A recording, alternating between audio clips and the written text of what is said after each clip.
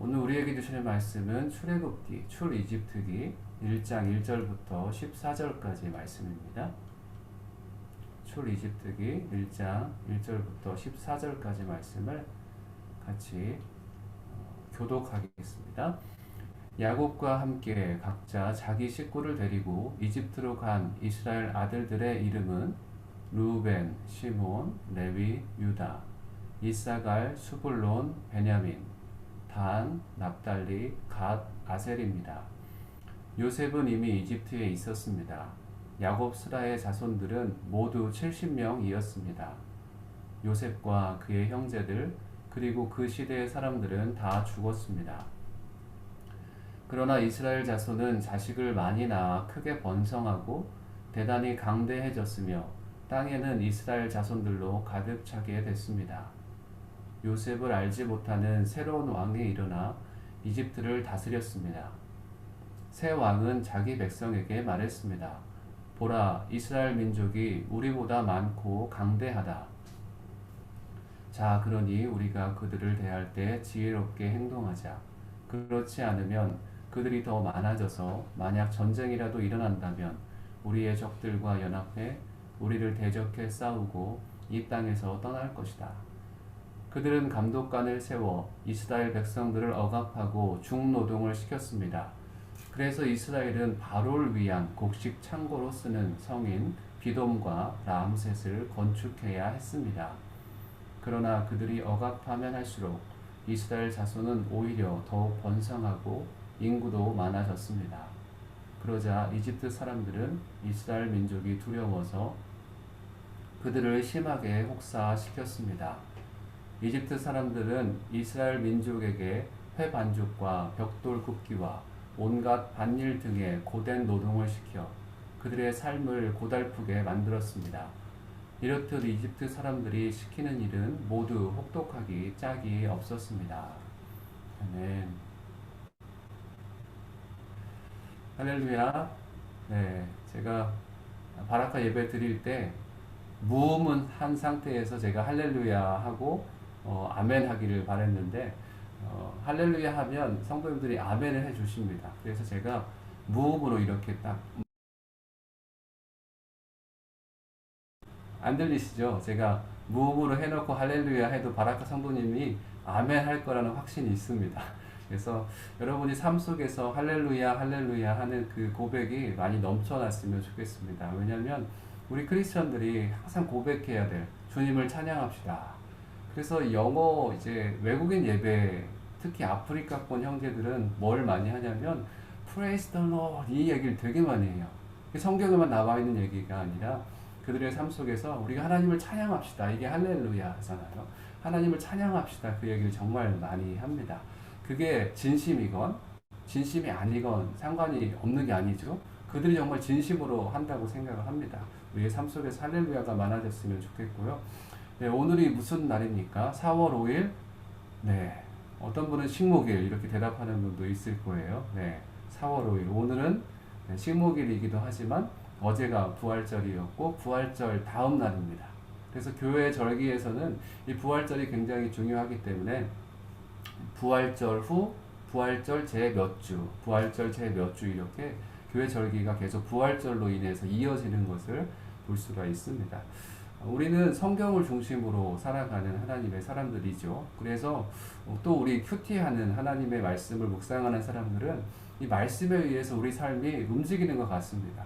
벌써 오늘이 4월 5일인데 아직 어제까지 부활절기였고 어제까지 마태복음의 말씀이 끝나지게 됐고 오늘 출 이집트기 말씀을 새롭게 시작했습니다. 그래서 오늘이 이번 달의 첫 달인 것처럼 느껴지는 분들도 아마 있으실 거예요. 처음 시작하는 마음으로 또 묵상을 하면서 이렇게 말씀에 따라서 여러분의 또 영적인 여정에 따라서 여러분의 인생이 계속 바뀌어졌으면 좋겠습니다.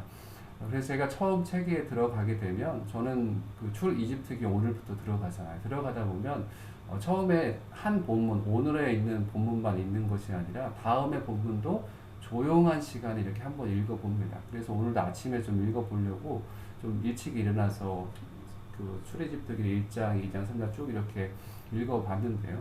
여러분도 조용한 시간에 한번 출이집트기가 전체적으로 어떻게 전개가 되는지 한번 조용히 읽어보십시오. 그냥 성경을 보고 있는 것보다 혹시 큐티 집이 있으면 보시면서 눈에 들어오는 것들을 한번 동그라미 쳐보시고 하나님께서 어떤 일들을 행하셨는지 계속 보면서 성경을 한번 읽어보십시오. 그러면 하나님께서 이 이스라엘 민족들을 정말 이렇게 하나님의 방법으로 인도하셨구나가 깨달아지게 될 것입니다.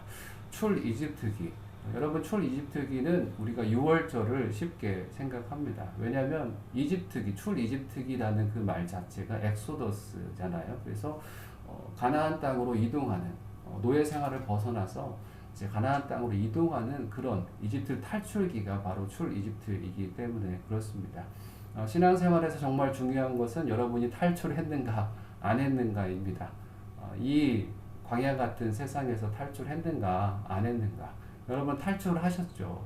탈출하셨기 때문에 지금 이 자리에서 탈출된 구조된 하나님의 백성으로서 하나님을 예배하고 있습니다. 그래서 출이집트기에서는 우리가 정말 주님 안에서 유월절을 보냈는가, 부활절을 보낸 것처럼 우리가 주님 안에서 유월절을 보내고 정말 부활의 신앙을 가지고 있는가가 굉장히 중요합니다. 이 출애굽기에 구원, 또 세례, 변화, 그리고 언약, 그리고 시내산에서 언약을 맺고 정체성을 맺었죠. 이런 여러 가지 중요한 내용들이 굉장히 많이 있습니다. 그래서 어떤 분은 성경의 중심을 레위기라고 얘기를 하기도 하지만 그렇게 얘기를 하면서 출애굽기 19장 5절 6절이 성경의 중심이다라고 얘기하는 분도 있습니다. 성경의 중심은 요한복음 3장 16절이죠. 예, 맞습니다. 하나님께서 세상을 사랑하셔서 예수님을 보내주신 그 내용이 성경의 중심이죠. 예수님밖에 없는 게 사실입니다. 그런데 또 하나의 관점에서 보면 출애굽기 19장 5절 6절로 볼 수 있는데요. 제가 한번 읽어드리겠습니다. 출애굽기를 보실 때 이 말씀을 기본으로 해서 여러분 말씀을 살펴봐도 좋을 것 같습니다. 세계가 다 내게 속하였나니 너희가 내 말을 잘 듣고 내 언약을 지키면 너희는 모든 민족 중에서 내 소유가 되겠고 너희가 내게 대하여 제사장 나라가 되며 거룩한 백성이 되리라. 너는 이 말을 이스라엘 자손에게 전할지니라. 아멘. 세계를 경영하시는 하나님께서 우리가 하나님 말씀을 잘 지키면 하나님께서 우리를 모든 민족 가운데 하나님의 특별한 소유가 되게 하시겠다고 말씀하십니다. 그리고 우리가 제사장 나라가 되고 거룩한 백성이 되어지는 것이죠. 이게 하나님께서 우리에게 원하시는 핵심입니다. 우리를 구원해 주셔서 우리가 하나님께 속한 자가 되어서 제사장이 되는 것이죠. 그래서 많은 사람들에게 제사장으로서 주의 복을 흘려보내는, 어제 부활절 예배 때 김태환 목사님께서 말씀해 주신 것처럼 우리가 의로운 자가 되어서 그 의를 선포하는 하나님의 사람이 되는 것이 정말 중요한 성경의 중요한 중심 주제입니다. 이렇게 출애굽기에는 정말 중요한 일들이 많이 기록되어 있고, 특별히 초반에서는 하나님께서 강권적으로 일하시는 그런 역사들이 굉장히 많이 있습니다. 창세기가 요셉의 죽음으로 이제 끝났다면은 출이집트기는 어떻게 시작합니까? 새로운 세대로 시작합니다. 요셉을 아는 세대가 있었고 요셉을 모르는 세대가 있는데 그 다음 2장부터는 이제 모세라는 사람의 등장으로 인해서 모세라는 인물을 중심으로 출이집트기가 계속 진행되는 것을 볼 수 있습니다. 하나님의 역사도 어떤 사람에 의해서 움직이는 것을 우리 너무나 많이 알고 있습니다. 하나님께서 사람을 세우셔서 사무엘 같은 사람을 세우셔서 사사기를 종식시키기도 하시고, 모세라는 사람을 세우셔서 그 사람을 통해서 하나님의 놀라운 구원 역사를 보여주시기도 하십니다. 오늘 말씀은 모세를 집중하고 있기 때문에 계속 1장, 2장, 3장으로 계속 살펴보시다 보면 이건 지금 모세를 설명하려고 계속 쭉쭉쭉쭉 나가는구나. 정말 빠르게 전개를 하고 있습니다. 마치 열왕기서에서 다윗과 솔로몬을 중심으로 해서 다른 왕들은 짧게 다루지만 다윗과 그 솔로몬의 이야기는 길게 다루는 것처럼, 역대기에서요, 다윗과 솔로몬에 대해서 그렇게 하는 것처럼 하나님께서는 이 말씀을 통해서 모세를 중심으로 우리에게 말씀해 주고 있다는 것입니다. 여러분이 모세라는 인물을 살펴봤으면 계속 유심히 봤으면 좋겠고요. 오늘 말씀에서는 요셉을 간단하게 언급하고 있었습니다. 어려운 때에 요셉을 통해서 이스라엘 백성들이 복을 받았지만, 하나님의 번성하는 그런 축복을 받았지만, 물론 그게 아브라함에게 주셨던 약속에 의해서 너희가 이집트 땅에서 나그네 되어서 번성하게 될 것이고 거기에서 400년 동안 노예 생활할 것이다 라는 그런 언약이 있는데, 그런 언약에 의해서 이스라엘 민족들이 크게 번성하게 된 것이지만, 요셉이라는 인물을 하나님께서 먼저 그곳에 보내셨습니다. 우리 본문 말씀 5절 말씀에 보면 이렇게 기록하고 있는데요. 요셉은 이미 이집트에 있었습니다. 야곱스라의 자손들은 모두 70명이었습니다. 정말 이스라엘 백성들이 번성하는 그때의 시작을 알리는 그 시점에 누가 있었는가? 요셉이 이집트 땅에 있었다는 것이죠. 그래서 요셉 때문에 기근 때 이스라엘 민족, 야곱의 가족들 70명이 애굽으로 올 수 있었습니다. 고난 같았으나 하나님께서는 이스라엘 민족들을 구원하시기 위해서, 또 새로운 민족을 창대하게 번성하게 만들기 위해서 요셉이라는 인물을 미리 그 땅 가운데 보냈다는 것이죠. 그런데 우리가 요셉의 인생을 잠깐 생각해 보면, 요셉이 정말 믿을 만한 하나님의 사람이었기 때문에 이집트 땅에 먼저 보내졌는가? 아닙니다. 요셉은 형들을 이제 고자질하는 그런 인생이었습니다. 아버지의 사랑을 받았기 때문에 아직 잘 몰랐던 것 같아요. 그래서 형들의 이야기를 하고 형들의 잘못된 이야기를 하는 그런 사람이었는지, 또 아버지의 사랑을 독차지하기 때문에 형들이 다 싫어했고 결국엔 요셉을 노예로 팔아버리게 된 것이죠.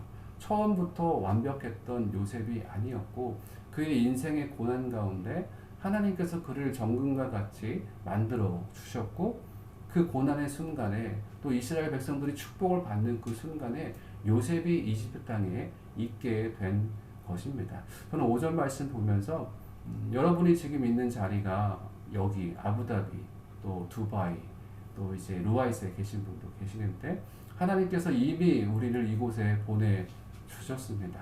어쩌면 고난을 잘 겪게 하기 위해서 보내기도 하셨을 것이고, 어쩌면 하나님의 축복의 통로로 우리를 보내게 하셨을 것입니다. 그렇지만 어떤 이유에서 하나님이 우리를 이곳에 보내셨건, 하나님께서 우리를 보내셨다는 데에는 정말 의심의 여지가 없이 하나님의 특별한 계획이 있는 줄로 믿습니다. 요셉을 통해서 이스라엘 민족이 그 땅에서 번성할 수 있는 은혜, 그 땅에서 정착할 수 있는 은혜를 허락해 주신 것처럼, 우리에게 하나님이 무엇을 기대하실까? 특별히 이 정말 한국에서 수억 마일이 떨어진 이 중동 땅에 와서 하나님께서 우리에게 기대하시는 것이 무엇이 있을까? 여러분들이 참 고민해 보시고, 하나님, 나를 통해서 하나님의 선한 뜻을 이루어 주십시오. 얘기할 수 있는, 그렇게 기도할 수 있는 저와 여러분들이 되었으면 좋겠습니다. 요셉을 아는 세대가 있었지만 오늘 말씀을 보니까 이제 빨리 전개가 되죠. 요셉을 알지 못하는 세대가 등장합니다. 그래서 이스라엘 백성들이 점점 번성하시니까 바로는, 이집트 왕 바로는 이스라엘 사람들을 어떻게 할지를 감당이 안 되는 거예요. 왜냐하면 사람들이 계속 늘어나고 있기 때문에. 정말 4대 만에, 정말 많은 시간이 아닌 시간 동안에 수많은 이스라엘 민족들이 계속 번성하고 있는 것을 보면서, 이 민족은 우리가 통제를 해야 되겠다라고 얘기를 합니다. 하나님께서는 복을 주시기 위해서 이스라엘 민족들을 번성케 하시지만, 세상은 복을 받은 이스라엘 민족들을 향해서 두려워하고 그들을 어떻게 할지를 모르고 있는 것이죠. 그래서 9절 말씀과 우리 10절 말씀 잠깐 읽어보시면요. 새 왕은 자기 백성에게 말했습니다. 보라, 이스라엘 민족이 우리보다 많고 강대하다. 이제 바로가 생각을 하는 것이죠. 자, 그러니 우리가 그들을 대할 때 지혜롭게 행동하자. 그렇지 않으면 그들이 더 많아져서 만약 전쟁이라도 일어난다면 우리의 적들과 연합해 우리를 대적해 싸우고 이 땅에서 떠날 것이다. 이제 세상의 왕인 바로는 이스라엘 민족들이 불어나는 것을 통해서 봤을 때 그들을 통해서 위협감, 두려움을 느끼게 된 것이죠. 세상은 믿음의 사람들이 번성하는 것, 믿음의 사람이 잘 되는 것을 기뻐하지 않습니다. 그리고 잘못된 생각을 해서 바로가 이스라엘 민족들을 괴롭히고 그들을 힘들게 한 것처럼 어쩌면 믿음의 사람이 잘 되는 것을 가장 기뻐하지 않는 것이 세상보다는 마귀, 우리를 대적하는 마귀이겠죠. 세상의 원리는 그렇습니다. 믿음의 사람들이 잘 되는 것보다 잘 되지 않는 것. 마귀에게 속한 자들의 생각이기 때문에 그렇습니다. 그럼에도 불구하고 바로 왕이 이스라엘 백성들을 심하게 억압하는 그런 상황에서도 하나님은 이스라엘 백성들 가운데 나중에 보시면 하나님께서 이스라엘 백성들을 보았고 들었고 이런 표현들이 있습니다. 하나님께서 방관하시는, 제가 설교할 때 얘기를 한 것처럼 그냥 이 신론자들의 주장처럼 세상을 만들어 놓고 내버려 두는 하나님이 아니시고 계속 보고 계시고 듣고 계시는 우리 하나님이시라는 것이죠. 그래서 이스라엘 백성들의 고통을 누구보다 잘 알았습니다. 그래서 모세라는 인물을 들어 올려서 아기 때부터 얼마나 위험이 많았습니까? 산모들을 통해서 아이들을 죽이려고 하고, 그리고 남자들이 그래도 이스라엘 사람들이 번성하니까 이제 남자들은 다 아이가 태어나면 다 나일강에 던지라는 명령을 했는데도 불구하고 하나님께서는 모세를 갈대 상자에 담았습니다. 완벽한 하나님의 방주에 담아서 그를 나일강에 떠 보냈을 때 하나님의 섭리가 그곳에 작용하게 되는 것이죠. 왜 하필 거기에 바로의 공주가 거기에서 목욕을 하러 갔겠습니까? 그리고 시녀들의 눈에 먼저 발견된 것이 아니라 바로 왕의 그 딸인 공주에게 발견이 되어서 또 하나님께서 그 공주에게 긍휼히 여기는 마음을 허락해 주셨습니다. 하나님께서 모세라는 인물을 구원해 주시기 위해서 사람들에게 이런 많은 과정들도 허락해 주시고 또 특별히 바로의 공주에게 긍휼의 마음도 허락해 주시는 것이죠. 하나님의 사람을 통해서 하나님의 역사를 이루시기 위해서 하나님께서 친히 역사하시는 그런 은혜가 우리 믿는 자들에게 있다는 것입니다. 아멘. 믿으십니까? 모세를 하나님께서 그렇게 사용하시기 위해서 그런 계획들을 계속 이루어 나가고 있습니다. 그러면서 이스라엘 백성들이 정말로 심한 고난을 당했다라고 얘기를 하고 있는데요. 혹시 고난 가운데 있는 여러분들에게 위로가 되었으면 좋겠습니다. 우리 무슨 고난이 위로인가? 시편 기자는 고난 당한 것이 내게 유익이다라고 말씀하셨잖아요. 그런데 도대체 고난이 왜 유익인가? 제가 짧은 고난을 당해 보니까 고난이 유익이더라고요. 제가 팔이 다쳤잖아요. 그래서 팔에 힘이 막 주려고 하고 막 재활을 하고 그러는데 제가 이 팔이 다치지 않았으면 알지 못했을 영적인 진리들을 많이 발견했습니다. 그래서 누가 우스갯소리로 물어보면 팔 다치기 전으로 갈래? 팔 다친 후로 지금이 좋냐 그러면 저는 팔 다친 후가 좋습니다. 그래서 하나님의 유익한 교훈들을 많이 얻었기 때문에 그렇습니다. 라고 대답을 할 겁니다. 오늘 고난 가운데 있는 분들에게 물론 위로가 되는 구절은 아닙니다. 그렇지만 이 구절을 통해서 하나님께서 은혜를 주셨으면 좋겠습니다. 우리 14절 말씀인데요. 우리 12절부터 다 읽겠습니다. 12절부터 14절까지 다시 한번 읽겠습니다. 시작. 그러나 그들이 억압하면 할수록 이스라엘 자손은 오히려 더욱 번성하고 인구도 많아졌습니다. 그러자 이집트 사람들은 이스라엘 민족이 두려워서 그들을 심하게 혹사시켰습니다.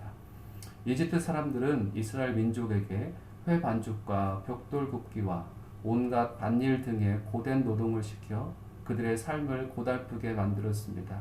이렇듯 이집트 사람들이 시키는 일은 모두 혹독하기 짝이 없었습니다. 아멘.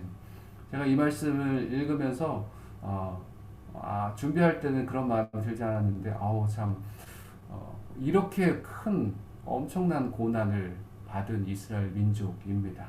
혹독하게 고된 노동과 고난을 받았던 민족이 이스라엘 민족입니다. 그래서 12절 말씀에 민족이 두려워했다라는 표현이 나오는데 정말 근심했다라고 개역 개정에서는 표현하고 있는데 이집트 사람들이 바로 왕의 명령에 의해서도 그렇고 또 이집트 사람들조차도 이스라엘 사람들을 그렇게 혐오하고 증오하고 두려워하고 강한 거부감으로 이스라엘 민족들을 싫어했다는 것입니다. 우리가 중동 땅에 살면서 강한 거부감 들 때도 있죠. 그리고 말 못할 고난을 이 땅에서 받기도 합니다. 물론 그 고난보다 훨씬 더 큰 고난들이 많이 있으시겠죠. 이스라엘 백성들은 우리가 예상치도 못하는 고난을 겪었습니다. 제가 오늘 아침에 일어났더니 화장실에 제 앞에 화장실이 저쪽에 있는데 물이 안 나오는 거예요. 그래서 물이 안 나오니까 갑자기 당황스러워지고 예전에 제가 아우니시 갔을 때 막 집에 물이 안 나고 물이 터지고 아부다비에 있었을 때 그런 일들이 생각이 나는 거예요. 물이 조금만 안 나와도 우리는 불편해지고 뭔가 일이 잘 되지 않았을 때 정말 힘들어집니다. 그런데 이스라엘 백성들의 고난은 그런 것과는 전혀 비교할 수 없을 정도였죠. 14절 말씀에 우리가 읽었듯이 고된 노동을 시켜 그들의 삶을 고달프게 만들었다라고 표현하고 있죠. 여기에서는 고된 노동을 시켰다라는 단어와 함께 동사와 함께 고된 노동이라는 말을 반복했습니다. 전에도 얘기했지만 이거는 고된 노동을 아주 심하게 혹독하게 시키는 것을 표현하는 것입니다. 그런데 왜 여기에 은혜가 있는가? 이스라엘 백성들이 이렇게 고된 노동과 혹독한 그런 고난을 당했습니다. 그런데 지금 이스라엘 민족의 상황은 어떻습니까? 노예로서 자기가 하기 싫은 일들을 정말 한없이 해야만 했던, 쉴 수 없었던 그런 고난과 고난의 연속이었던 그런 삶을 계속 살아갔습니다. 남들에 의해서, 타인에 의해서 그런 삶을 살아가는 것이죠. 그런데 우리가 이스라엘 백성들을 어떤 사람으로 기억합니까? 특별히 이스라엘 민족들 가운데 말씀에 익숙한 사람들, 말씀에 집중하는 서기관 같은 사람들, 그리고 이스라엘 민족이 얼마나 말씀을 소중하게 여깁니까? 그들이 혹독하게 받은 고난을 통해서 그들은 혹독하게 받는 고난을 오히려 자원함으로, 오히려 능동적으로 그 하나님을 향한 고난을 감수했습니다. 그게 어떤 고난을 감수했는가? 말씀을 지키고 말씀을 보존하는 데 있어서 이스라엘 민족은 모든 전부를 드리는 그런 삶을 살았습니다. 혹독한 고난을 통해서 그들이 말씀 한자 한자를 소중하게 여기며 하나님을 섬기는 것을 배우게 되었습니다. 제가 왜 이 말을 하냐면 혹독한 고난을 당했다, 노역하다, 이 노역이라는 말 자체가 서비스라는 단어로 해석이 되어집니다. 신약 성경에서는 6월절 예식을 지킬 때 이 단어가 쓰여집니다. 그리고 우리가 너무나 잘 아는 구절에 로마서 12장 1절 말씀에 영적 예배를 설명할 때 이 단어가 쓰여지게 됩니다. 혹독한 고난을 받았지만 세상에 의해서 혹독한 고난을 받았죠. 그런데 그 고난을 받으면서 혹독했던 그 마음으로 누구보다도 하나님을 섬기는 백성이 이스라엘 민족이었다는 것이죠. 그래서 지금도 그들이 예수님께로 돌아오지 않는 분들도 너무나 많이 유대인들이 있지만 그들이 얼마나 하나님을 믿는 이 말씀을 소중히 여기고 정말 이 말씀을 지키기 위해서 목숨까지도 아끼지 않는 그런 삶을 살아갑니다. 그래서 이 혹독한 고난을 받은 백성들이 하나님을 온전히 예배하는 제사장 나라가 되어진 겁니다. 고난이 우리에게 심하게 있을지라도 우리는 견딜 수 있는 이유는 그 고난을 통해서 하나님께서 우리에게 영적인 유익을 주시기 때문에 그렇습니다. 우리가 힘들지만 그 힘듦을 주님 앞에 자원함으로 드리는 거예요.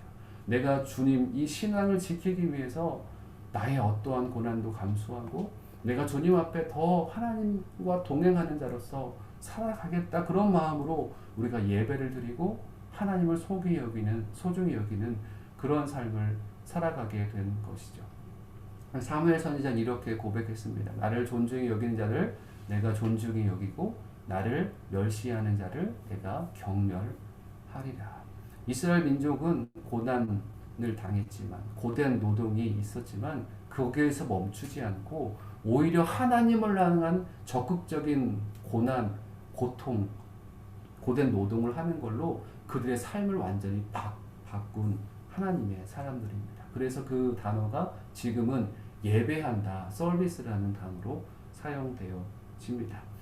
제가 코로나가 처음 시작했을 때 북한에서 억류되었던 한국계 캐나다인 김현수 목사님의 이야기를 들었습니다. 북한에서 거의 31개월간 2015년 1월부터 거의 31개월간 북한에 억류되었던 분이 이제 간증하는 그런 얘기들, 또 페이스북을 통해서 직접 인사도 드리고 그렇게 얘기를 들은 적이 있는데요. 그분은 코로나 이런 상황, 사람들이 죽고 고통당하는 상황이 어렵긴 하지만 초반에 많은 사람들이 집안에 갇혀 있는 것을 굉장히 어려워했습니다. 그 시대에 그분의 말을 듣고 참 위로를 많이 받았는데요. 그분이 독방에서 거의 31개월 동안 지냈다고 합니다. 그리고 노동 교화형을 받았기 때문에 계속 끊임없는 일을 했다고 합니다. 그래서 그분이 살짝 고백하시더라고요. 저는 거의 10일간 며칠간 밖에 안 나가지 않는 것이 아무런 그런 힘듦이 전혀 힘들지 않습니다라고 얘기를 하시더라고요.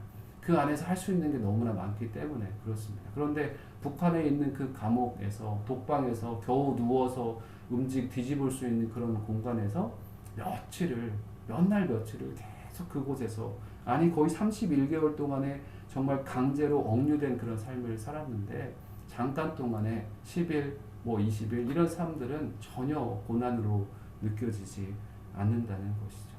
우리가 하나님 안에서 많은 고난을 당하지만 영적으로 얻는 유익이 많이 있는 것 같습니다. 이스라엘 백성들이 많은 고난을 당했지만 그들의 그 고난을 통해서 그들은 누구보다도 하나님을 예배하는 하나님의 사람이 되었습니다. 저는 우리 아부다비 온누리교회 그리고 루아이스 온누리교회 함께 새벽예배에 참여하는 귀한 우리 성도님들이 고난 가운데 하나님의 귀중한 뜻을 발견했으면 좋겠습니다. 그래서 하나님께서 나에게 무엇을 원하시는가, 요셉을 통해서, 모세를 통해서 하나님의 역사를 이루었듯이 하나님 나를 통해서 이미 나를 이 중동 땅에 보내셨는데 나를 통해서 하나님의 놀라운 역사를 일으켜 주옵소서 기도하며 그 고난을 능히 감당할 수 있는, 아니 오히려 주님을 향해서 나 자신의 고난을 스스로 줄 수 있는 하나님의 사람이 되시길 주님의 이름으로 축복합니다.